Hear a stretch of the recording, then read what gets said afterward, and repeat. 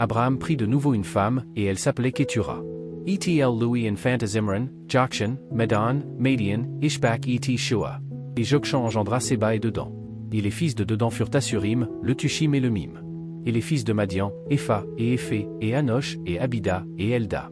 Tous ceux-là étaient les enfants de Keturah. Et Abraham donna tout ce qu'il avait d'Isaac.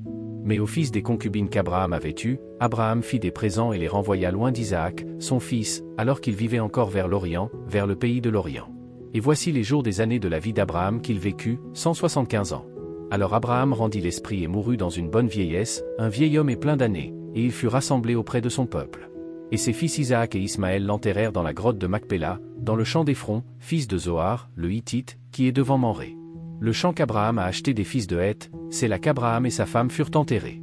Et il arriva après la mort d'Abraham, que Dieu bénit son fils Isaac, et Isaac habitait près du puits de l'Aéroi. Voici les générations d'Ismaël, fils d'Abraham, qu'Agar, l'Égyptienne, servante de Sarah, enfanta à Abraham. Et voici les noms des fils d'Ismaël, selon leurs noms, selon leur génération, le premier-né d'Ismaël, Nebajot, et Kédar, et Adbil, et Mipsam, Iti Meshma, Iti Duma, Iti Masa, Adar, et Témath, Jetur, Naphish et Kédéma. Ce sont là les fils d'Ismaël, et voici leurs noms, selon leurs villes et selon leurs châteaux, 12 princes selon leur nation.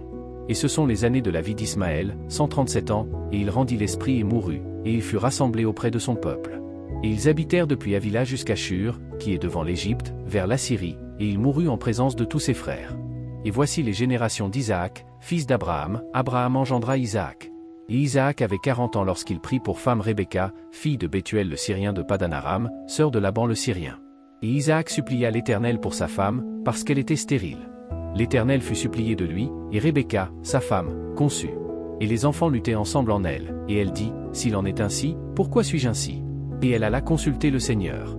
Et l'Éternel lui dit, 2 nations sont dans ton ventre, et 2 sortes de peuples seront séparés de tes entrailles, et l'un des peuples sera plus fort que l'autre, et l'aîné servira le plus jeune. Et lorsque ses jours d'accouchement furent accomplis, voici, il y avait des jumeaux dans son sein. Et le premier sortit rouge, tout entier comme un vêtement poilu, et il l'appelait Ésaü. Et après cela, son frère sortit, et sa main saisit le talon d'Ésaü, et son nom s'appelait Jacob. Et Isaac avait 60 ans lorsqu'elle les enfanta. Et les garçons grandissaient, et Ésaü était un chasseur rusé, un homme des champs, et Jacob était un homme simple, demeurant sous des tentes. Et Isaac aimait Ésaü, parce qu'il mangeait de sa venaison, mais Rebecca aimait Jacob.